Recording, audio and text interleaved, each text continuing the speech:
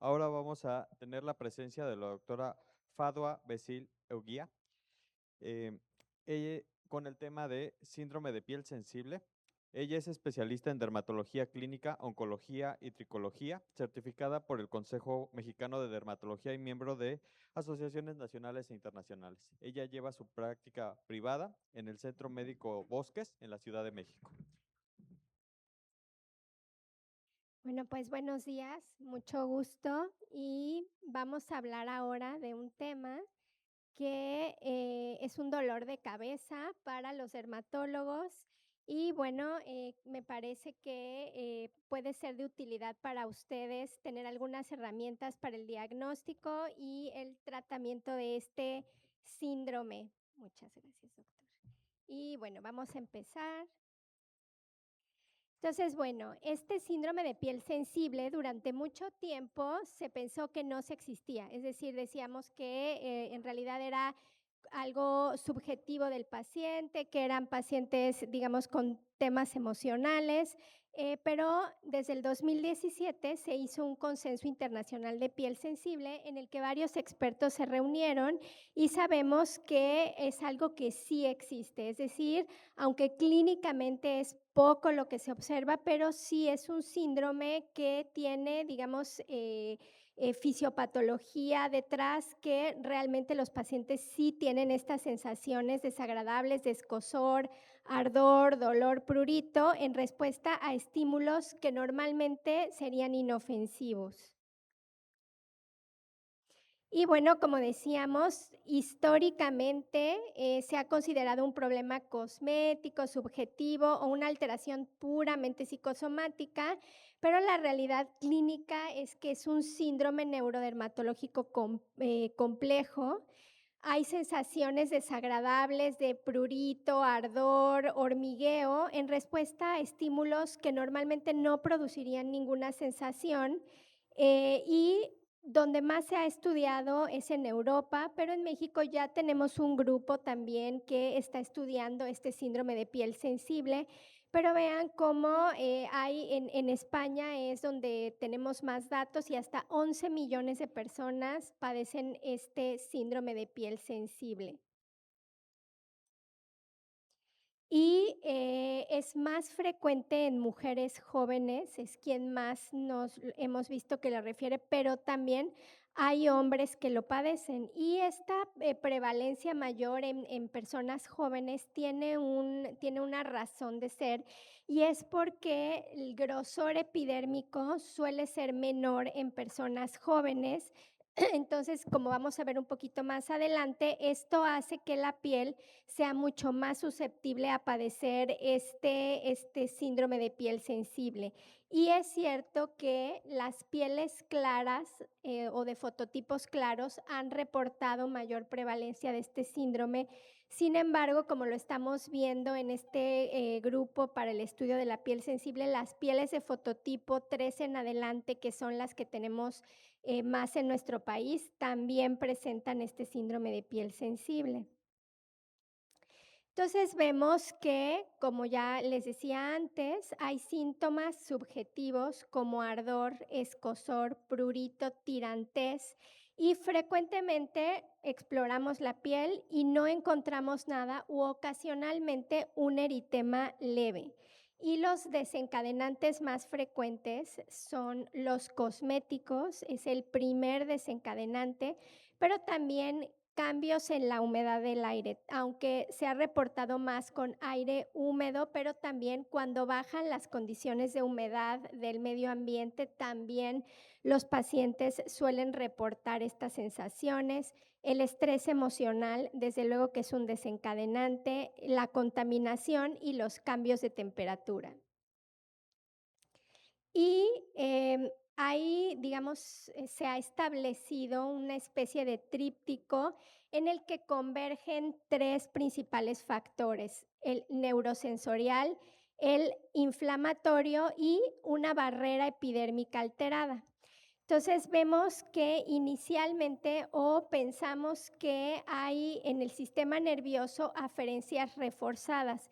Es decir, hemos observado en biopsias de piel que hay una disminución en la densidad de las fibras de tipo C, fibras nerviosas de tipo C. Hay una reactividad, al haber menos, paradójicamente, al haber menos terminaciones nerviosas, estas están hiperreactivas.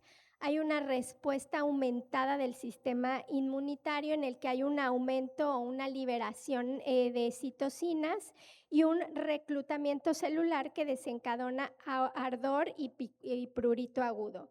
Y hay esto es muy importante, ahora lo vamos a ver con más detalle, pero una función de barrera disminuida. Es decir, hay un estrato córneo que está más delgado, la permeabilidad está severamente aumentada y hay una alteración crítica en lípidos neutros y esfingolípidos y las ceramidas de la piel, que vamos a ver que son una parte fundamental en este síndrome.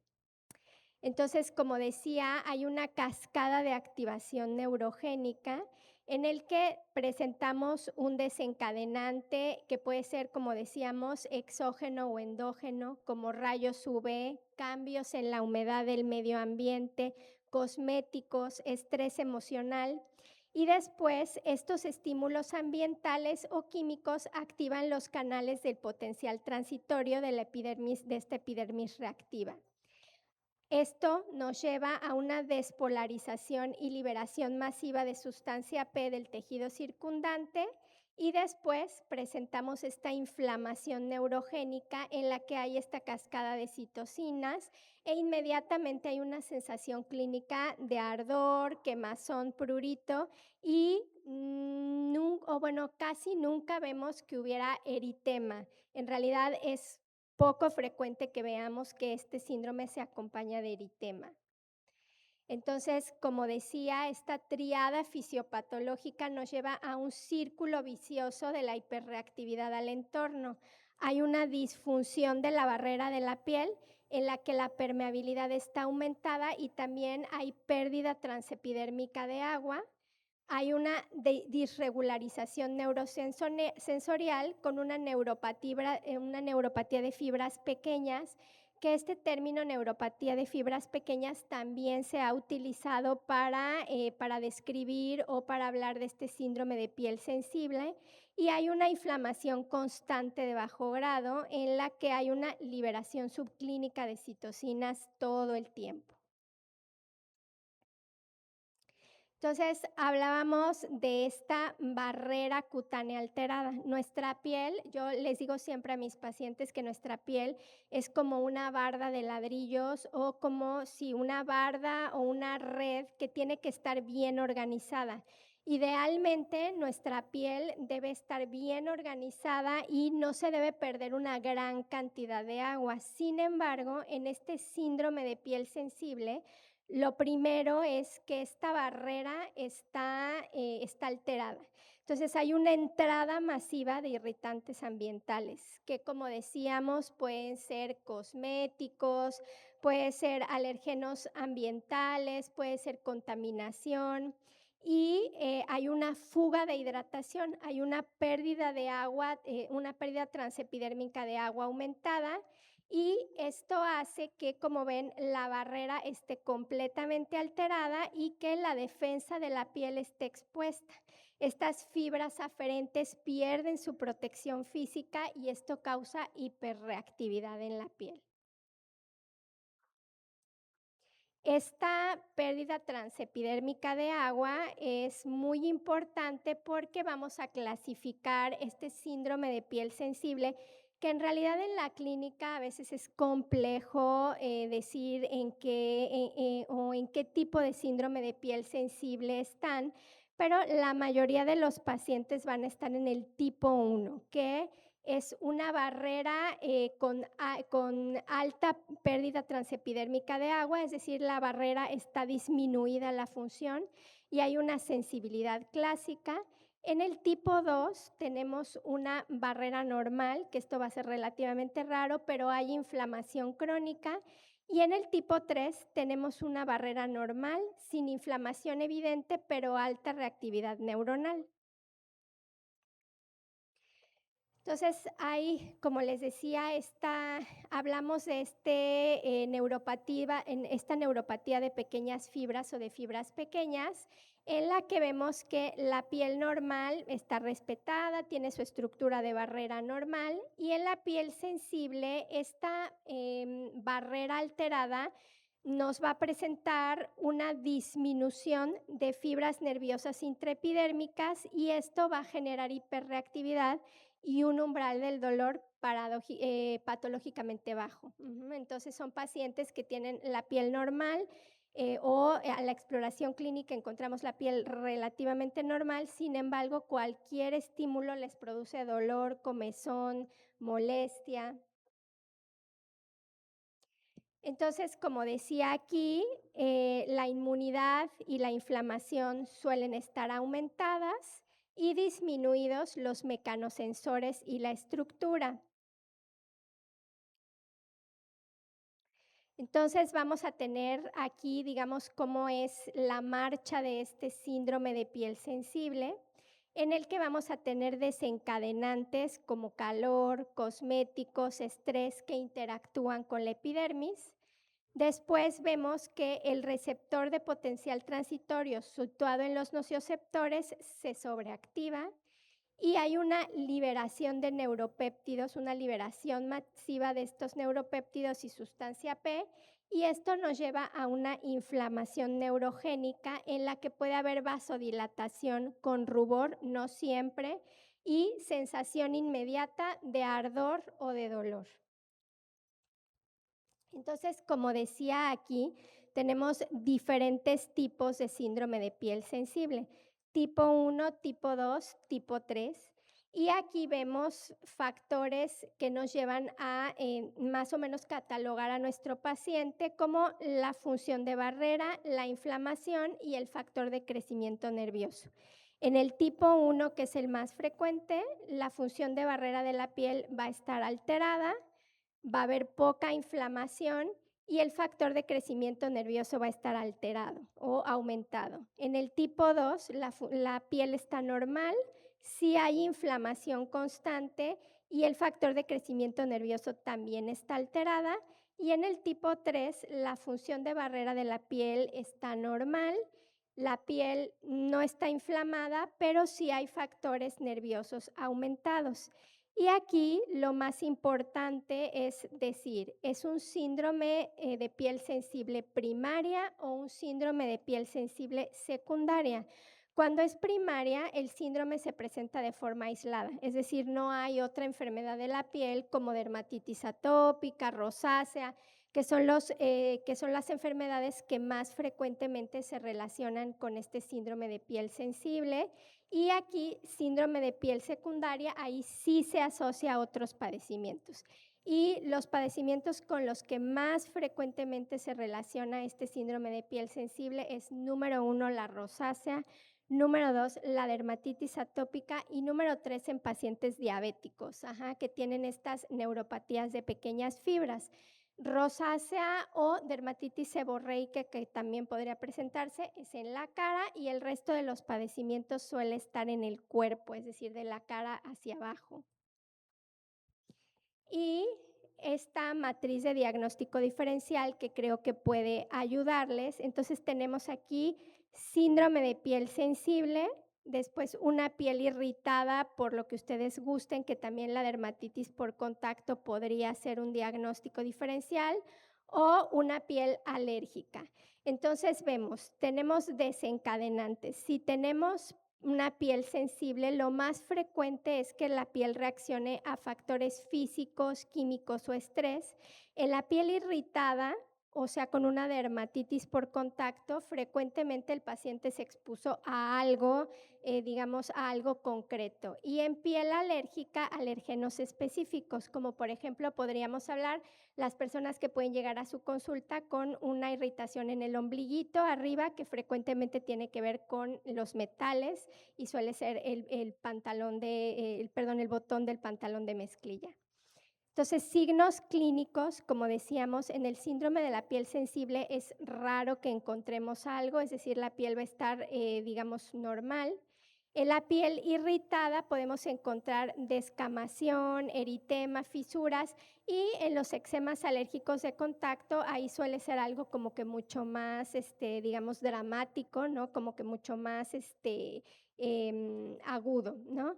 La histología, como decía al inicio, algo que hemos encontrado es que en este síndrome de la piel sensible, algo que llama mucho la atención es que hay una disminución de las fibras neuronales C, y en los otros síndromes de irritación tenemos características histológicas muy concretas, muy diferentes. Entonces, acá en el síndrome de la piel sensible hay escozor, ardor muy rápido. En la piel irritada o dermatitis por contacto irritativa tenemos dolor, quemazón proporcional al daño, y en las eczemas alérgicos de contacto tenemos principalmente prurito muy intenso. Entonces, como es un síndrome que es complejo diagnosticar y realmente depende muchísimo de la subjetividad del paciente, es decir, lo que nos dice el paciente, a diferencia de casi todas las patologías dermatológicas, donde nosotros prácticamente escuchamos al paciente como porque, pues, por cortesía, pero realmente para nosotros el interrogatorio no es tan importante, o más bien nos gusta hacer un interrogatorio dirigido. Aquí la subjetividad es muy importante. Y existen dos cuestionarios, el cuestionario de 13 preguntas, que me parece que es el que pudiera estar un poquito mejor, pero también hay una escala de piel sensible que tiene 10 preguntas. Y la razón es que captan la realidad del paciente donde los signos físicos fallan, es decir, aquí no vamos a encontrar absolutamente nada con el paciente. Y sí hay herramientas objetivas, sin embargo, creo que yo les puedo decir que en mi consulta en realidad es que no hago muchísimas, ahora les voy a decir cuáles sí hago, pero el que más se ha descrito es esta prueba con ácido láctico, en el cual ustedes pueden tener un suero de ácido láctico, que hay muchísimos en el mercado, y poner un poquito en el pliegue del paciente y en el surco nasolabial, y ahí van a medir qué les dice el paciente. Si se aplica ácido láctico, que normalmente es una sustancia inocua que no tendríamos por qué sentir irritación, pero el paciente dice siento comezón, siento ardor inmediatamente, pues entonces podríamos pensar que una herramienta objetiva, y también podríamos medir la pérdida transepidérmica de agua. Sin embargo, esta pérdida esta medición de la pérdida transepidérmica de agua se hace a través de un aparato concreto que no todos los dermatólogos tenemos y tampoco es algo que se utilice de manera rutinaria. Se llama como tal teuámetro y bueno, me parece que en Amazon se puede conseguir.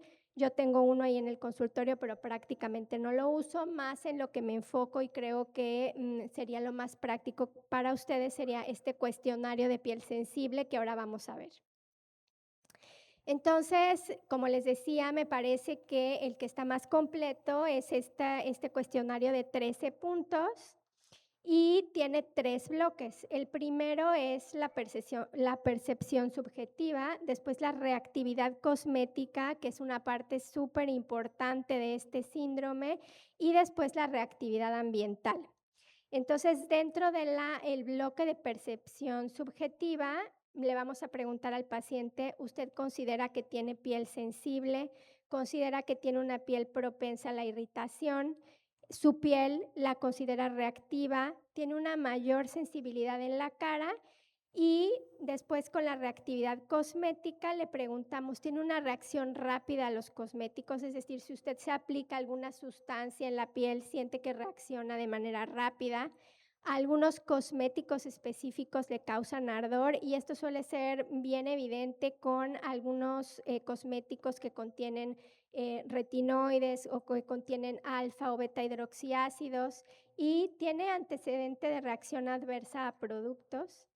Y por último, el bloque de reactividad ambiental. Le pueden preguntar al paciente, ¿es sensible al frío? ¿Es sensible al calor? es sensible a los cambios de temperatura, el viento le causa ardor, el sol le causa ardor o la contaminación provoca reacción.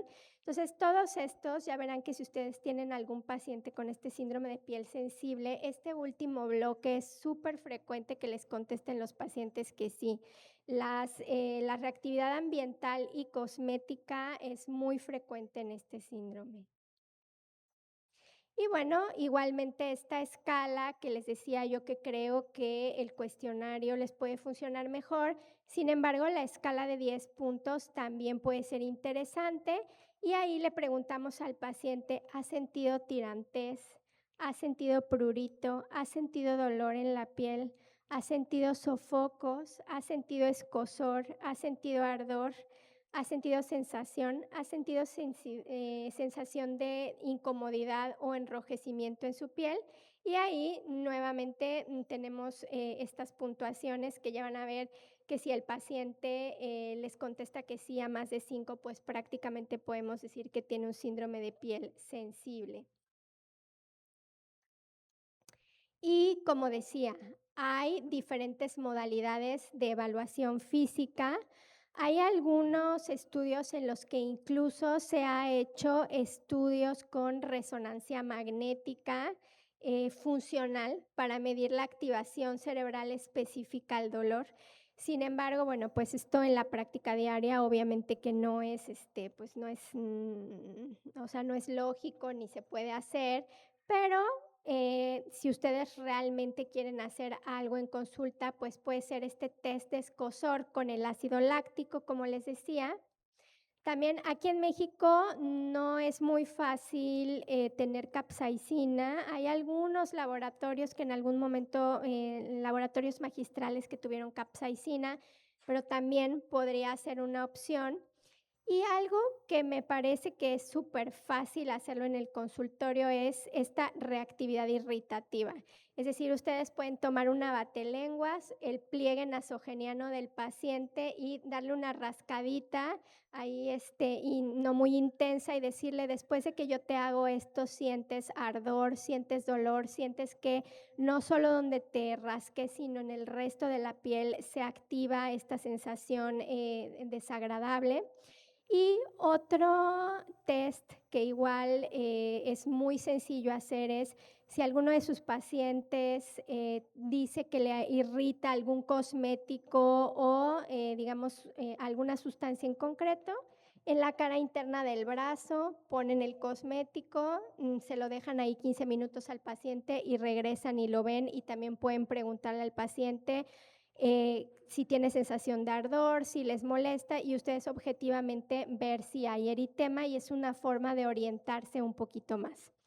Entonces, como les decía, hay métodos experimentales, pero que son de difícil implementación.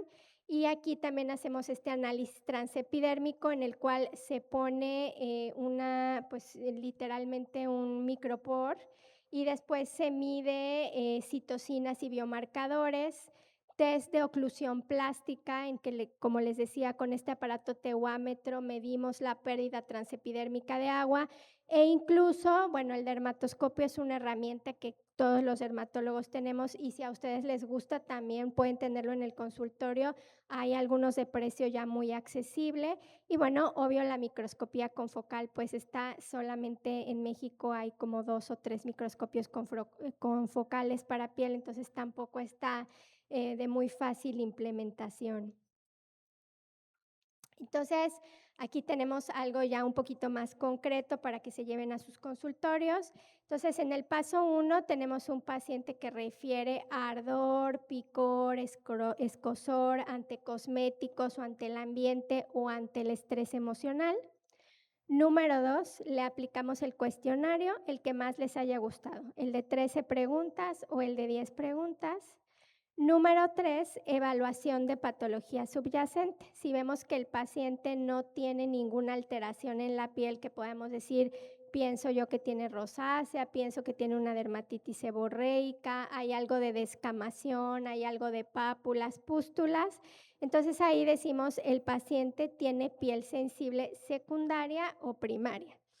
Si el paciente tiene piel sensible secundaria, es decir, tenemos rosácea, dermatitis seborreica, dermatitis atópica, pues entonces hay que tratar primero la patología dermatológica subyacente y el paciente suele mejorar.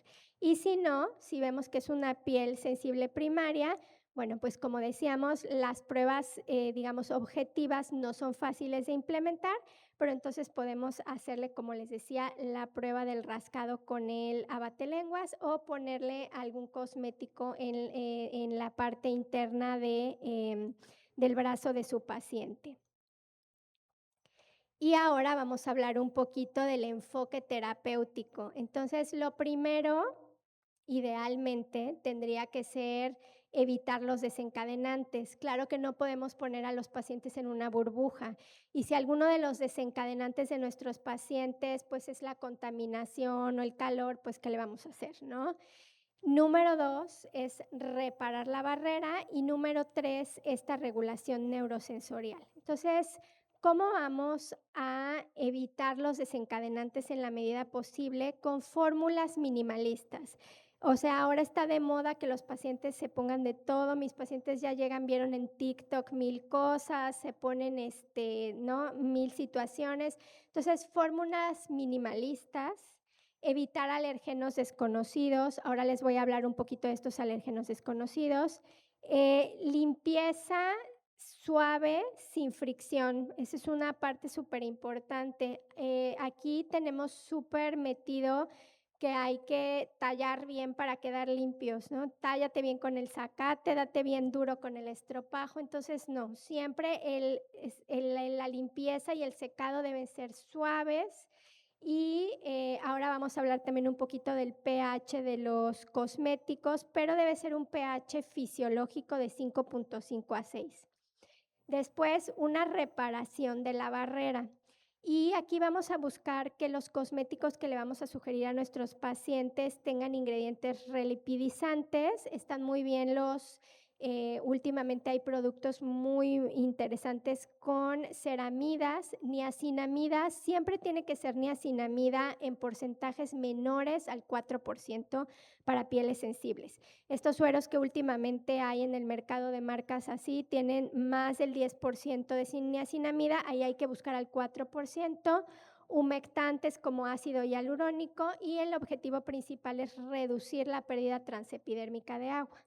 Y por último, regulación neurosensorial.